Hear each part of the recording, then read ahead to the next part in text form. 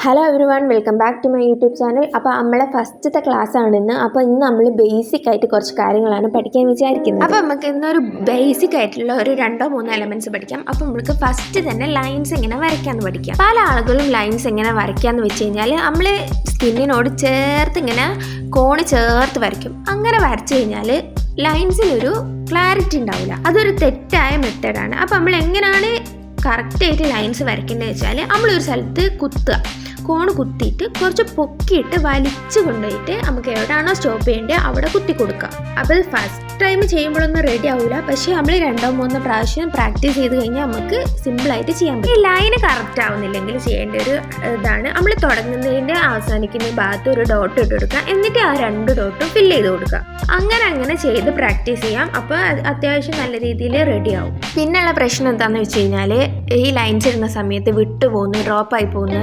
അതെന്താ വെച്ചാൽ നമ്മളെ പ്രഷറിങ് കൺട്രോളിലുള്ള വ്യത്യാസമാണ്. അത് നമ്മൾ ഒരേ പ്രഷറിൽ ചെയ്ത് കഴിഞ്ഞാൽ റെഡി ആവും. അത് പിന്നെ നമ്മൾ പെർഫെക്റ്റ് ആകാത്തതിന് പ്രശ്നമൊന്നുമല്ല, അത് എനിക്ക് സംഭവിക്കുന്ന കാര്യമാണ്. അത് നമ്മളൊന്ന് യോജിപ്പിച്ച് കൊടുത്താൽ മതി. ഇനി ഇതെല്ലാവർക്കും മനസ്സിലായി എന്ന് വിചാരിക്കും. ഇനി നമുക്ക് നെക്സ്റ്റ് ഡിസൈനിലേക്ക് പോവാം. അടുത്തതായിട്ട് നമുക്ക് പഠിക്കാനുള്ളത് തിക്ക് ലൈനാണ്. തിക്ക് ലൈന് ഇതന്നെയാണ്, നമുക്ക് ലൈൻ പഠിച്ചാൽ തന്നെ പഠിക്കാൻ പറ്റുള്ളൂ. അപ്പോൾ നമ്മളെപ്പോഴും ചില ആളുകൾ ചെയ്യുന്നുണ്ടെങ്കിൽ നമ്മൾ കോൺ പ്രസ് ചെയ്തിട്ട് തിക്ക് ലൈൻ വരയ്ക്കും. പക്ഷെ അതല്ല നല്ല രീതി. നമ്മൾ 2 ലൈന് വരയ്ക്കുക, എന്നിട്ട് അത് ഫില്ല് ചെയ്ത് കൊടുക്കുക. അപ്പോൾ നമുക്ക് ആദ്യം ഒരു ലൈൻ വരച്ചു കൊടുക്കാം, അതിൻ്റെ അടിയിൽ ഒരു ലൈനും കൂടി വരച്ചു കൊടുത്തിട്ട് നമ്മൾ ആ നടുക്കുള്ള ഗ്യാപ്പ് ഫില്ല് ചെയ്ത് കൊടുത്തു കഴിഞ്ഞാൽ നമ്മളെ ലൈന് കാണാനൊരു ഭംഗിയുണ്ടാവും. അപ്പോൾ ലൈന് വരയ്ക്കാൻ കഷ്ടപ്പാടാണെങ്കിൽ ഫസ്റ്റിലും ലാസ്റ്റിലും ഡോട്ട് ഇടുക, എന്നിട്ട് വരയ്ക്കുക, എന്നിട്ട് 2 ലൈനും അങ്ങനെ വരയ്ക്കുക, എന്നിട്ട് അത് ഫില്ല് ചെയ്ത് കൊടുക്കുക.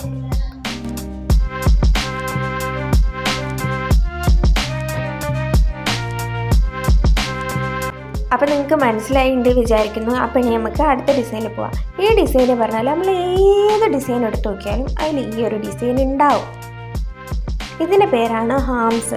ഹാംസ് ഇല്ലാണ്ട് നമുക്ക് ഒരു ഡിസൈനും വരയ്ക്കാൻ പറ്റൂല. അപ്പം ഹാംസ് പറഞ്ഞു കഴിഞ്ഞാൽ നമ്മൾ മലയാള അക്ഷരത്തിലുള്ള റാ ഇല്ലേ, അതെന്നെ സംഭവം.